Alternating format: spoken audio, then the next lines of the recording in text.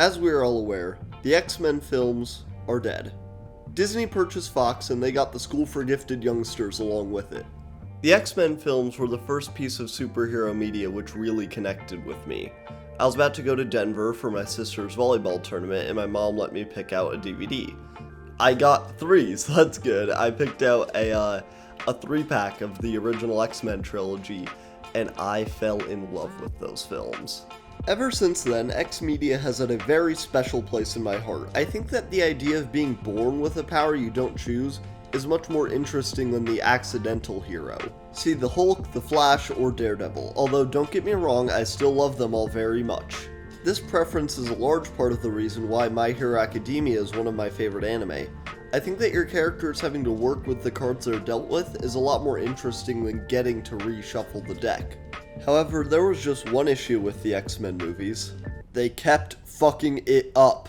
It is no secret that Fox absolutely fumbled the bag with the X-Men, which is just insane because mutants are such a rich world that they can have a cinematic universe all to themselves. And I know that everyone made their big X commentary videos back when the New Mutants released and put these films away like a sick dog being shot in a basement. But here's the thing, I was not making YouTube videos then, and I want to do this now. And it's my channel, get over it. The content's literally free, so don't be mean to me or I'll cry. So for those unfamiliar with Boku no X Academia, let me give you a brief history lesson. The first timeline started strong with X-Men and petered off with X-Men The Last Stand. Then the second timeline went from X-Men First Class to X-Men Dark Phoenix, as well as a handful of spin-offs which range in quality from X-Men Origins Wolverine to Logan. Now, the death of the original X-Men trilogy was just that they got shitty, so they decided to reboot it. But the death of the X-Men franchise as a whole was the MCU. Let me reiterate. To Homo neanderthalensis, his mutant cousin Homo sapien was an aberration. The arrival of the mutated human species Homo sapien was followed by the immediate extinction of their less evolved kin. The MCU's biggest strength is also the biggest weakness of the X-films, that being that the X-films make no fucking sense as a series. These were not planned at all, and if they were scrawled on a greasy napkin from a bad pizza parlor. You've got different actors playing the same character in times that don't make sense, different actors playing the same character in the same timeline. And eventually it leads up to vastly different interpretations of the same character played by different actors in movies released 1 year apart. All because the people making these movies did not talk to each other. But this is not to say that the X-Men films should be written off, far from it, because some of them are genuinely incredible. Even the bad ones have some good stuff in it, and they're pretty funny usually. Except the only one that doesn't have anything good in it is the New Mutants, and you can't disagree with me because you didn't see it. I believe that the worst movie in the whole series is X-Men Apocalypse, the sequel to X-Men Days of Future Past, in which Apocalypse, one of the most important, impactful X-Men villains, is introduced and killed in the same movie. He's also played by Oscar Isaac, who is the same height as me, 5'9". Well, Apocalypse is supposed to be at least 7 feet tall, which is fascinatingly stupid, cause imagine if in Infinity War, Thanos was shorter than all of his friends, because that's exactly what happens in this movie. Mystique and Beast are never in their beautiful blue bodies because they clearly didn't want to spend any time in the makeup chair, which really solidified my disdain for this interpretation of the characters, especially for Beast, when in the comics he is such an interesting character.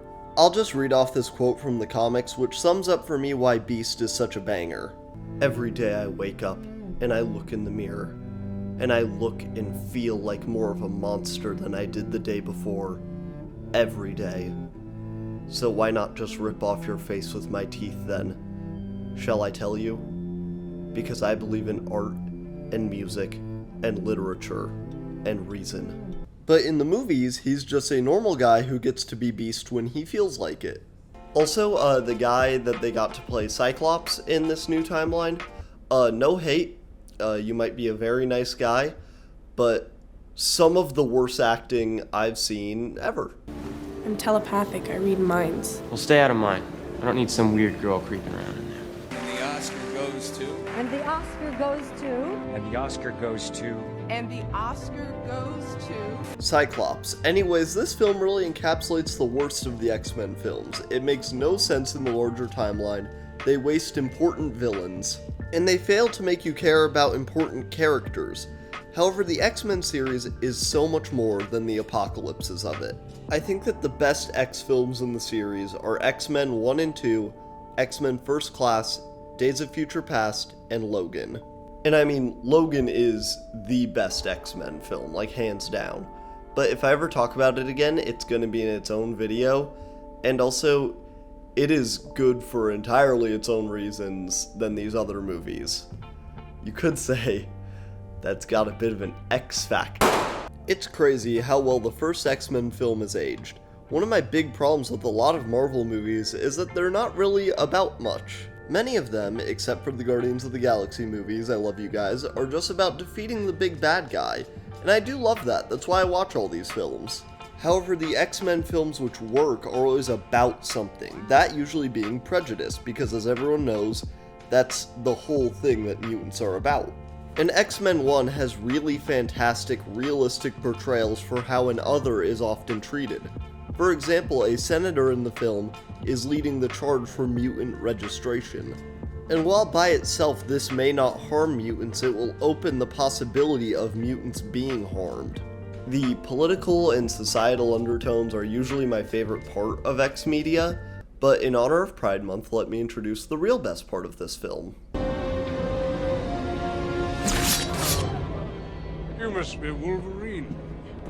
That remarkable medal doesn't run through your entire body, does it? Sir Ian McKellen as Magneto is one of my favorite comic book media performances ever. I think he is just terrific. While he may lack a bit of Magneto's ruthlessness, he absolutely plays him up as a guy who just loves being Magneto. Every line he delivers in every one of the X-Men movies, he sounds like he is having so much fun. We love what you've done with your hair. Like I've already stated, this movie is wonderful. It's fun, it's hammy, and it's got more meat on its bones theme-wise than most comic book movies these days, and the first film in the reboot series is better.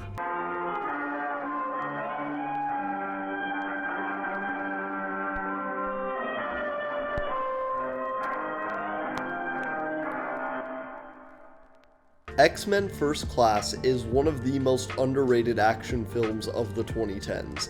It's set in the 1960s during the Cold War, just before the Cuban Missile Crisis. You get to see how Professor X and Magneto meet, and while I think I prefer both Patrick Stewart and Ian McKellen overall for these roles, they do a really good job at not trying to be those versions of the characters. While Stewart plays a wizened old educator trying to lead a civil rights movement, the first time we see this Professor X, he's getting wasted and using his mind reading to get pussy. And I know I said that McKellen was lacking in Magneto's anger and hatred. Michael Fassbender plays that incredibly. We get to see Magneto hunting down Nazis, which is the best and most fun thing in any movie, past, present, or future. The sequel to First Class, however, is good. It's not as good though, I don't think. It's fun, it's alright. It goes on just a smidgen too long. Sort of like this part in this video. Days of Future Past combines both the old and new cast, everyone gives it their all, and overall it's a solid ass movie, even though it drags quite a bit in the second act. The ending pushes Magneto more towards villainy and Professor X more towards heroics, and this is absolutely, without a doubt, bar none, no exception, where these films should have stopped. Except for Logan, because I love Logan, and if you've seen it, so do you. Now, the reason why I only talked at length for 3 of these movies is because a lot of them kind of mold together in their similarities and their good attributes, their bad attributes, so I'm gonna do them real quick right now.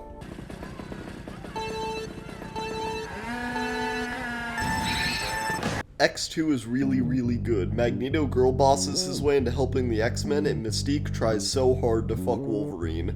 X-Men The Last Stand is a stupid fucking movie and it focuses on one of the most boring X-Men in these films, Jean Grey, the black hole of charisma. X-Men Origins Wolverine is hilariously bad and has been talked to death. I love it though and I won't elaborate.